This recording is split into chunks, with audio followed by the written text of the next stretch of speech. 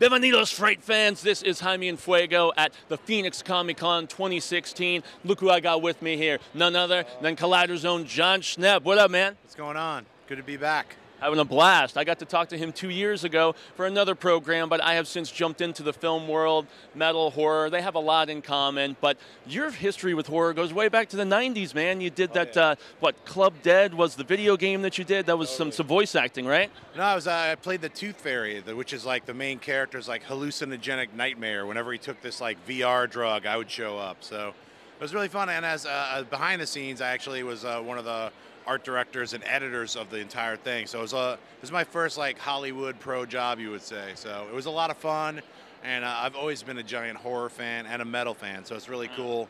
Years later, I got to do Metalocalypse and rock that for like 8 years. I did all 4 seasons, and I've got a couple of things I'm working on. I'm doing like 2 different horror screenplays right now. One is very much in the musical comedy realm, and the other one's a straight up vicious horror, no comedy. So kind of got that going on, and doing some documentary stuff, and of course all the Collider stuff. So cool. So musical horror, you got me thinking like Deathgasm type thing or something? It's in that realm. Mix that a little bit with Phantom of the Paradise. Mix it all up. You know, it's going to be a lot of fun. So I've been having fun just writing songs and coming up with really weird, hallucinogenic, like surreal nightmare sequences. So. Okay, so now you got me thinking of your ABCs of death that I have to mention. W is for what the yeah.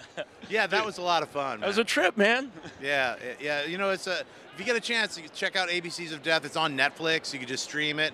Watch my short, which is definitely horror comedy. So just get ready. Just get ready for it. Don't take it seriously. So it's only 3 minutes. Yeah, especially as your face is getting stabbed by hot troll hunting chicks, man. I mean, that's right.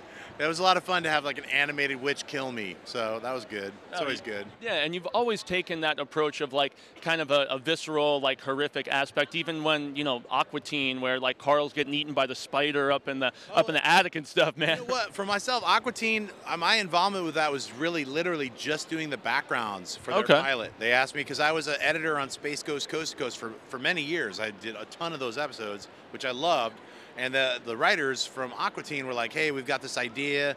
Can you build the Carl's house and the AquaTeen house?" So I like made the shake door and all that stuff that they used for like the next 16 years. Another company went and redid all the backgrounds and made them way better than my original ones, but my original designs are all there. So that's my involvement with AquaTeen and being the Wisdom Cube. So those credit where it's due, right? Yeah, for sure, yeah. Awesome. So there have been murmurings for a while about more Metalocalypse, man. I mean, there was even a report on Metal Injection 2 months ago that now all of a sudden Adult Swim might be interested in doing it again after they were shopping around. I know Brendan was trying to almost like a Kickstarter crowdfunder type thing. Well, I mean, he was involved with a thing called Metalocalypse Now, and I know that they all want to do like, maybe what you would call like a 5th season or, the final ending. The musical, which I didn't work on, was supposed to be the ending, but then it has like this kind of murder face weird thing at the end. I mean, TV shows end sometimes. I mean, I'm always happy when a show goes 1 season.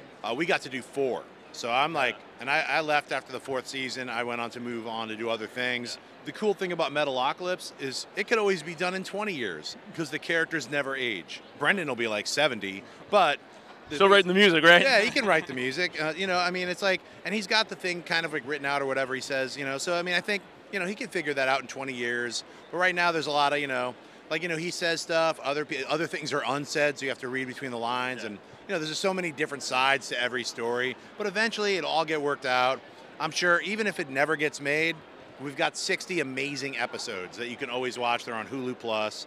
And that's more than most shows ever get. So I got to say, like, to the metal community, you got to just be happy that we were able to do 4 seasons and that they came out so much. They're so much fun to watch. Like, I was able to I forgot it was on Hulu Plus and rewatch like one or two of the couple of the first 2 seasons, which were my favorite. And I'm like, man, they just stand up. So I'm really proud of the work I did on it. So totally, man. And in a day and age where so many shows get beaten like a red-headed dead horse as far as just going longer than they possibly should. I mean, it happens in the comic world too, obviously. I agree. It's like I always felt it's better to get out before the show jumps the shark. So like I left on the 4th season. I felt it's the perfect time to leave.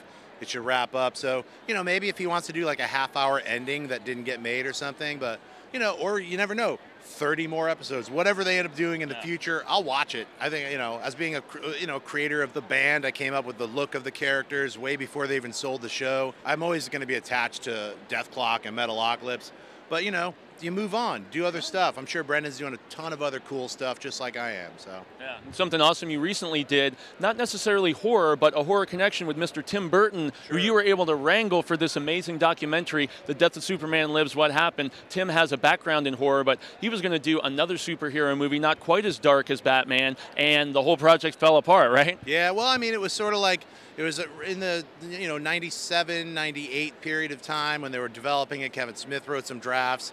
They had a bunch of different, incredible amounts of design, and as I found out, like concept art and all this amazing stuff. Big spiders. Oh, giant spiders. So we were able to interview everybody except for Cage, but he's in the film via like footage that we got of him trying on the outfits and talking about Kal-El. So me and my producing partner, Holly Payne, really busted our ass working on it for 3 years. We're really happy with it. The critical reception has been amazing. We're the highest rated Superman movie on Rotten Tomatoes ever. I love to brag about that because it means it's not even a real Superman movie, but it's fun, man. People who watch it really dig it. We got the Blu-ray out that's got 8 hours of additional stuff, so if you dig the movie, there's 8 more hours of flavor that you can enjoy. So I'm very happy with it. So yeah, that's what I've been going to the conventions this whole year and like kind of like promoting the film. Very nice, man. And so lastly, I've been following since the AMC days and then into the Collider days when they kind of just pretty much changed colors and expanded the content even more so. From red to green. Indeed, but yet still a killer cast and crew, just very dedicated, constantly involved. Love the Heroes show. Now Heroes, not quite as horrific, but I mean, there's horror in comics. We just recently did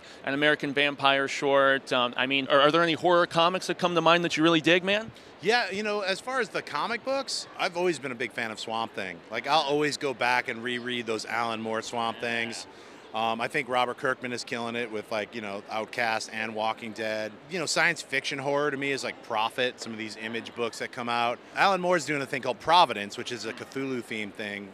That's also a really cool, weird comic book. So there's a lot of amazing comics. Comic books aren't just superhero genre, it's all genres. So people forget about that. You can get a lot of amazing horror comics when you just go to your local comic book store. I did want to pimp. I've got coming out a short horror film that I shot several years back. It's called They Coming, and it's a puppet horror film where like it's all played straight with human beings, like they're in a Friday the 13th situation, yet it's like zombie puppets bite them and they turn into puppets. So it's a horror comedy. I'm going to be putting it on YouTube in about a month, so look for it on my site schneppzone.com.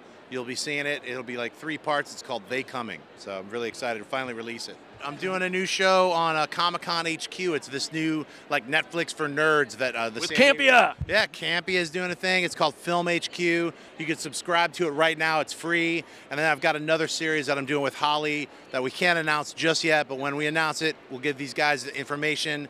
That's also going to be on Comic-Con HQ, so a lot of stuff is popping off there. So yeah, and so your Heroes show is actually going to be moving days to make room for a Collider horror show, man. Yeah, Collider Nightmares, right? Yeah, we're doing Collider Nightmares now on Tuesdays, and my Heroes show, which was on Tuesdays, is going to move to the geekiest day of the week. It's comic book release day. It's Wednesday, the sweatiest day of the week, especially here in Phoenix. What is 1:15? I don't even know how you guys do it. You got to live in an air-conditioned bubble to be out here. A couple years back, I went to Phoenix, and like we went all around and stuff. This year, I've been like, I'm in an air-conditioned environment. I'm not leaving. Yeah, because outside it's like T2, where Sarah Connor's melting when the nuke hits, There's man. Like skeletons hanging onto the.